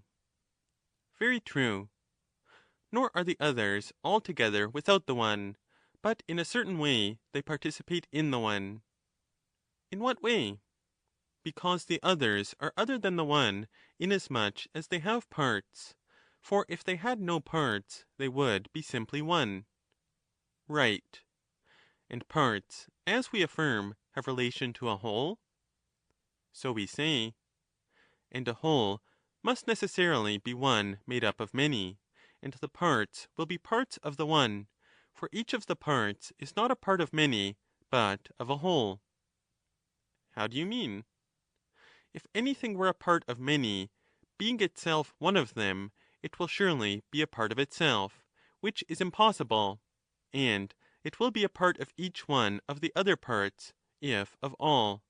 For if not a part of some one, it will be a part of all the others, but this one, and thus will not be a part of each one. And if not a part of each one, it will not be a part of any one of the many, and not being a part of any one, it cannot be a part or anything else of all those things, of none of which it is anything. Clearly not. Then the part is not a part of the many, nor of all, but is of a certain single form, which we call a whole, being one perfect unity framed out of all. Of this the part will be a part. Certainly. If then the others have parts, they will participate in the whole and in the one? True. Then the others than the one must be one perfect whole having parts? Certainly. And the same argument holds of each part. For the part must participate in the one. For if each of the parts is a part, this means, I suppose, that it is one separate from the rest, and self-related. Otherwise it is not each. True. But when we speak of the part participating in the one, it must clearly be other than one. For if not, it would not merely have participated, but would have been one, whereas only the one itself can be one. Very true. Both the whole and the part must participate in the one, for the whole will be one whole, of which the parts will be parts, and each part will be one part of the whole, which is the whole of the part. True. And will not the things which participate in the one be other than it? Of course. And the things which are other than the one will be many. For if the things which are other than the one were neither one nor more than one, they would be nothing. True. But seeing that the things which participate in the one as a part, and in the one as a whole, are more than one, must not those very things which participate in the one be infinite in number? How so? Let us look at the matter thus. Is it not a fact that in partaking of the one they are not one, and do not partake of the one at the very time when they are partaking of it? Clearly. They do so then as multitudes in which the one is not present? Very true. And if we were to abstract from them in idea the very smallest fraction, Must not that least fraction, if it does not partake of the one, be a multitude and not one? It must. And if we continue to look at the other side of their nature, regarded simply and in itself, will not they, as far as we see them, be unlimited in number? Certainly. And yet when each several part becomes a part, then the parts have a limit in relation to the whole and to each other, and the whole in relation to the parts. Just so.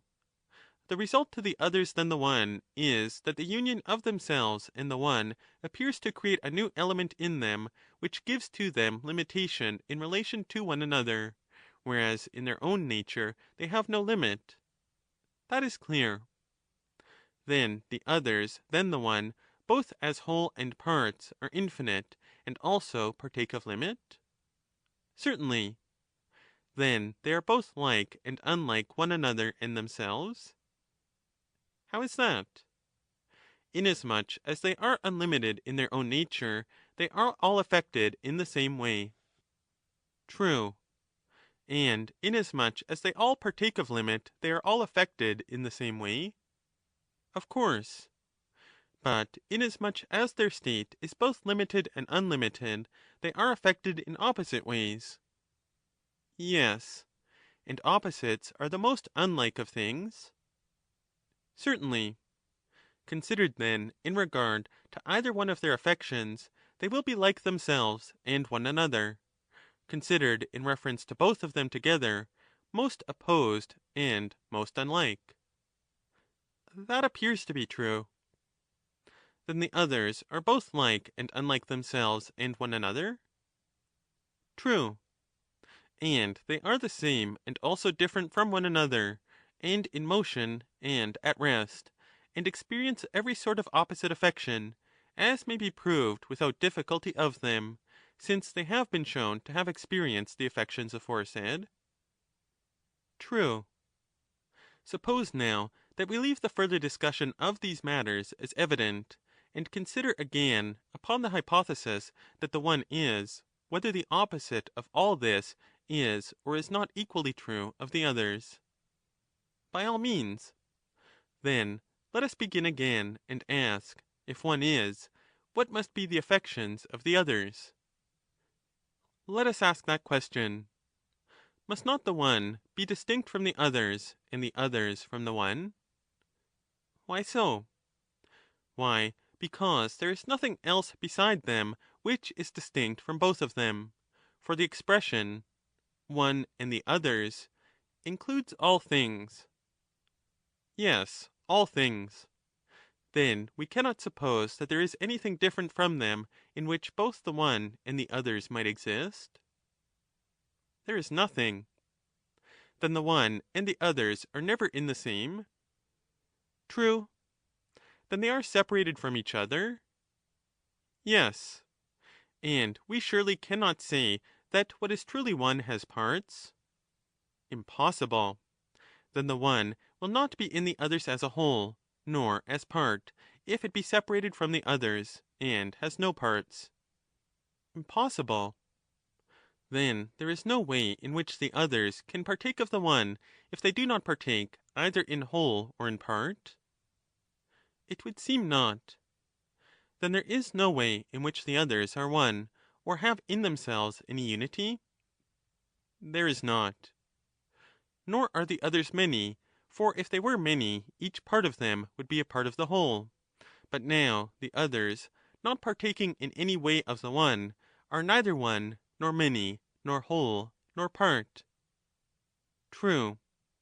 Then the others neither are, nor contain two or three, if entirely deprived of the one? True. Then the others are neither like nor unlike the one, nor is likeness and unlikeness in them. For if they were like and unlike, or had in them likeness and unlikeness, they would have two natures in them opposite to one another. That is clear. But for that which partakes of nothing, to partake of two things was held by us to be impossible? Impossible. Then the others are neither like nor unlike nor both, for if they were like or unlike, they would partake of one of those two natures, which would be one thing. And if they were both, they would partake of opposites, which would be two things, and this has been shown to be impossible. True. Therefore they are neither the same, nor other, nor in motion, nor at rest, nor in a state of becoming, nor of being destroyed, nor greater, nor less, nor equal, nor have they experienced anything else of the sort. For if they are capable of experiencing any such affection, they will participate in one and two and three, and odd and even, and in these, as has been proved, they do not participate, seeing that they are altogether and in every way devoid of the one. Very true. Therefore, if one is, the one is all things and also nothing, both in relation to itself and to other things. Certainly. Well, and ought we not to consider next what will be the consequence if the one is not? Yes, we ought. What is the meaning of the hypothesis, if the one is not? Is there any difference between this and the hypothesis, if the not one is not? There is a difference, certainly. Is there a difference only, or rather are not the two expressions, if the one is not, and if the not one is not, entirely opposed? They are entirely opposed. And suppose a person to say, if greatness is not, if smallness is not, or anything of that sort, does he not mean, whenever he uses such an expression, that what is not is other than other things? To be sure. And so, when he says, if one is not, he clearly means that what is not is other than all others. We know what he means, do we not? Yes, we do. When he says one, he says something which is known, and secondly something which is other than all other things. It makes no difference whether he predicate of one being or not being, for that which is said not to be is known to be something all the same, and is distinguished from other things. Certainly. Then I will begin again and ask, if one is not, what are the consequences? In the first place, as would appear, there is a knowledge of it, or the very meaning of the words, if one is not, would not be known. True. Secondly, the others differ from it, or it could not be described as different from the others? Certainly. Difference then belongs to it as well as knowledge, for in speaking of the one as different from the others, we do not speak of a difference in the others, but in the one? Clearly so. Moreover, the one that is not is something, and partakes of relation to that, and this, and these, and the like, and is an attribute of this. For the one, or the others than the one, could not have been spoken of, nor could any attribute or relative of the one that is not have been or been spoken of, nor could it have been said to be anything if it did not partake of some, or of the other relations just now mentioned. True.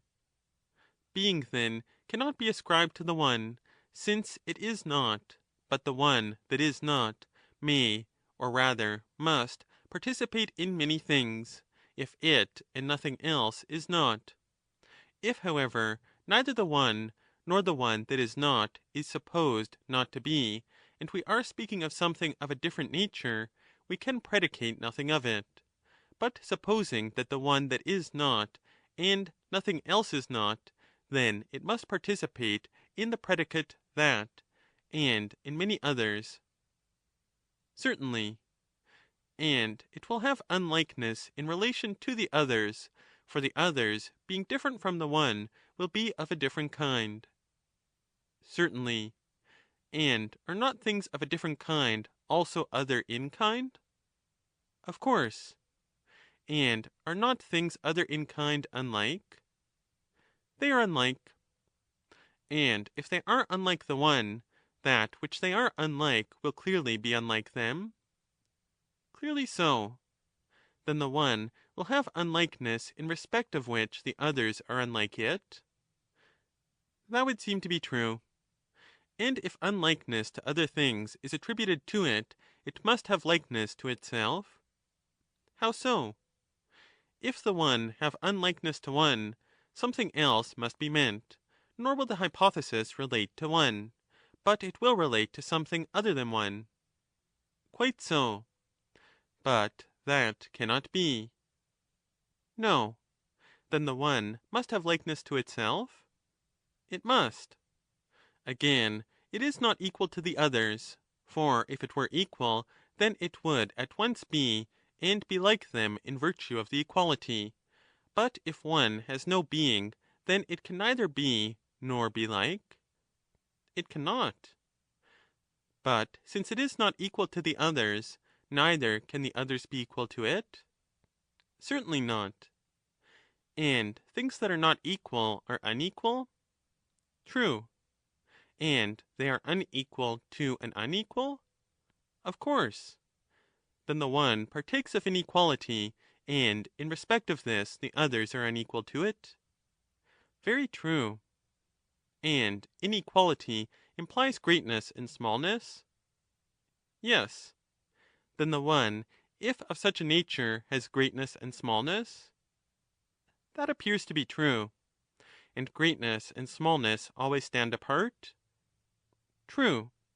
Then there is always something between them? There is. And can you think of anything else which is between them other than equality? No, it is equality which lies between them. Then that which has greatness and smallness also has equality which lies between them? That is clear. Then the one which is not partakes, as would appear, of greatness and smallness and equality? Clearly. Further, it must surely in a sort partake of being? How so? It must be so, for if not, then we should not speak the truth in saying that the one is not. But if we speak the truth, clearly we must say what is. Am I not right? Yes. And since we affirm that we speak truly, we must also affirm that we say what is? Certainly. Then, as would appear, the one, when it is not, is. For if it were not to be, when it is not, but were to relinquish something of being, so as to become not being, it would at once be. Quite true.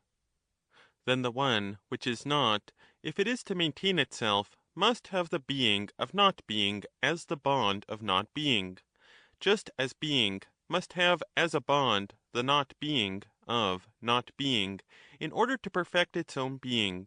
For the truest assertion of the being of being, and of the not being of not being, is when being partakes of the being of being, and not of the being of not being, that is, the perfection of being, and when not being does not partake of the not being of not being, but of the being of not being, that is the perfection of not being. Most true. Since, then, what is partakes of not being, and what is not of being, must not the one also partake of being in order not to be? Certainly. Then the one, if it is not, clearly has being? Clearly. And has not being also, if it is not? Of course. But can anything which is in a certain state not be in that state without changing? Impossible. Then everything which is and is not in a certain state implies change? Certainly. And change is motion. We may say that? Yes, motion. And the one has been proved both to be and not to be? Yes. And therefore is and is not in the same state? Yes.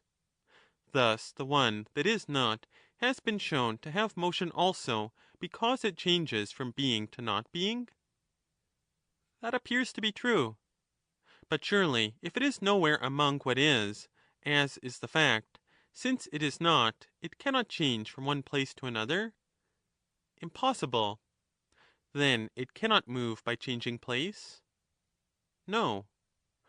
Nor can it turn on the same spot, For it nowhere touches the same, for the same is, and that which is not cannot be reckoned among things that are?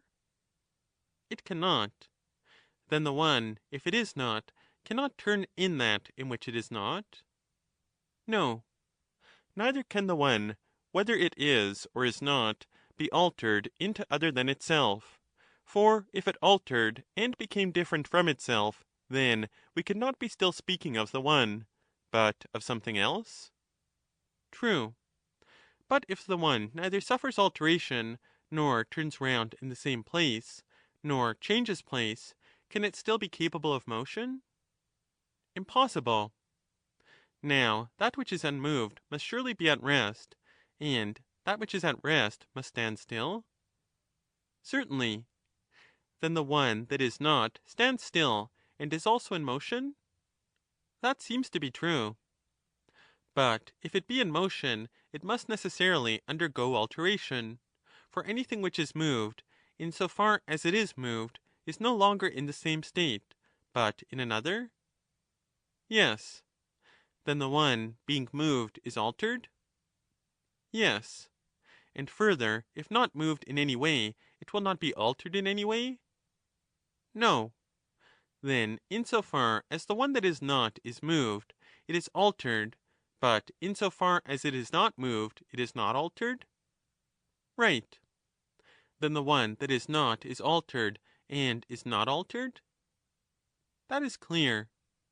And must not that which is altered become other than it previously was, and lose its former state and be destroyed? But that which is not altered can neither come into being nor be destroyed? Very true.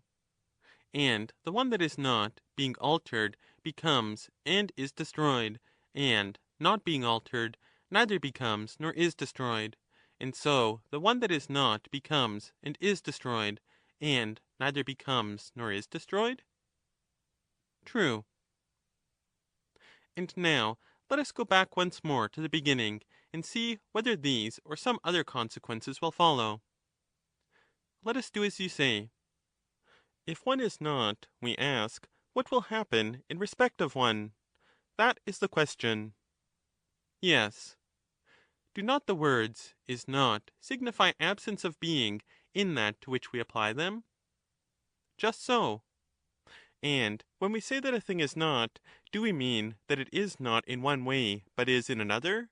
Or do we mean absolutely that what is not has in no sort or way or kind participation of being? Quite absolutely.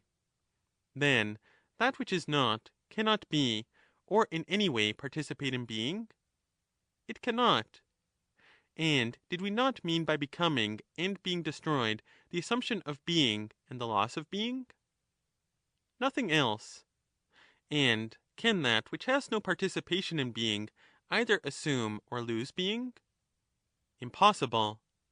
The one, then, since it in no way is, cannot have or lose or assume being in any way? True. Then the one that is not, since it in no way partakes of being, neither perishes nor becomes? No. Then it is not altered at all, for if it were, it would become and be destroyed? True. But if it be not altered, it cannot be moved? Certainly not. Nor can we say that it stands if it is nowhere, for that which stands must always be in one and the same spot. Of course. Then we must say that the one which is not never stands still, and never moves? Neither. Nor is there any existing thing which can be attributed to it, for if there had been, it would partake of being? That is clear. And therefore neither smallness, nor greatness, nor equality can be attributed to it? No. Nor yet likeness, nor difference, either in relation to itself or to others? Clearly not. Well, and if nothing should be attributed to it, can other things be attributed to it? Certainly not. And therefore other things can neither be like or unlike, the same or different in relation to it? They cannot. Nor can what is not be anything, or be this thing, or be related to, or the attribute of this, or that, or other, or be past, present, or future. Nor can knowledge, or opinion, or perception, or expression, or name, or any other thing that is, have any concern with it? No. Then the one that is not has no condition of any kind. Such appears to be the conclusion. Yet once more, if one is not, what becomes of the others? Let us determine that. Yes, let us determine that. The others must surely be, for if they, like the one, were not, we could not be now speaking of them. True. But to speak of the others implies difference. The terms other and different are synonymous? True. Other means other than other, and different, different from the different? Yes. Then, if there are to be others, there is something than which they will be other? Certainly. And what can that be? For if the one is not, they will not be other than the one. They will not. Then they will be other than each other, for the only remaining alternative is that they are other than nothing. True. And they are each other than one another, as being plural and not singular. For if one is not, they cannot be singular, but every particle of them is infinite in number.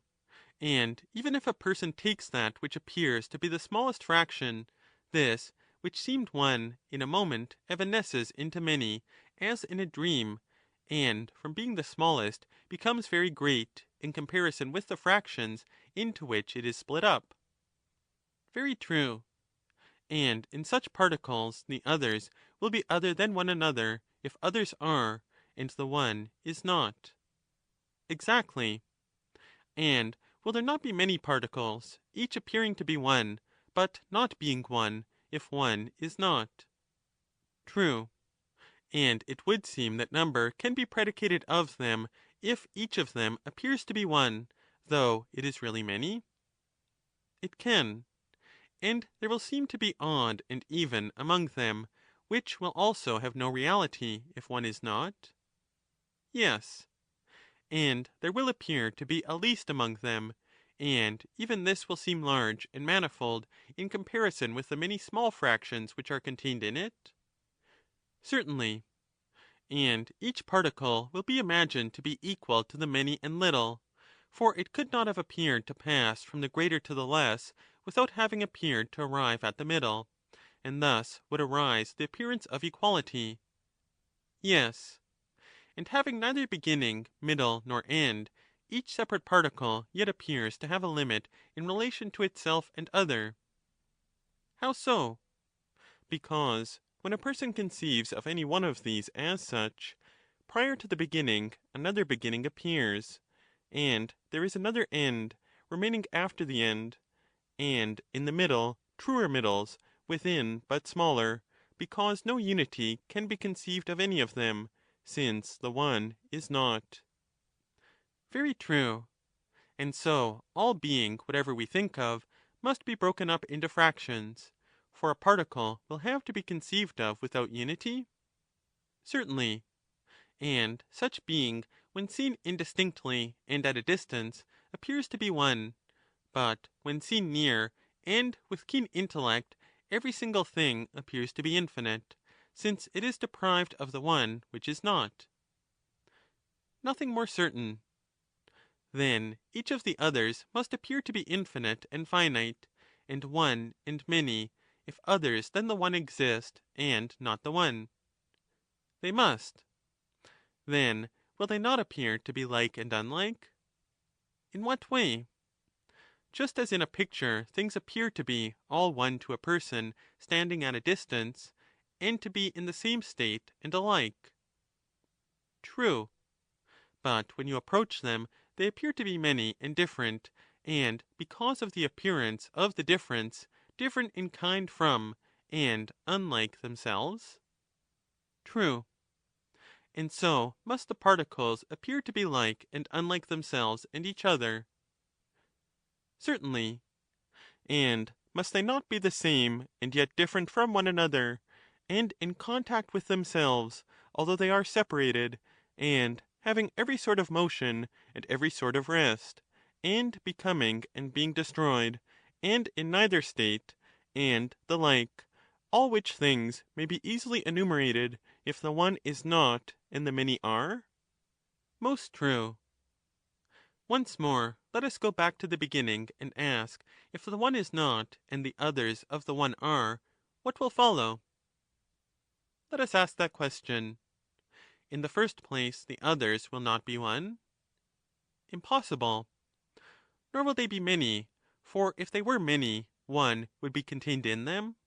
But if no one of them is one, all of them are not, and therefore they will not be many? True.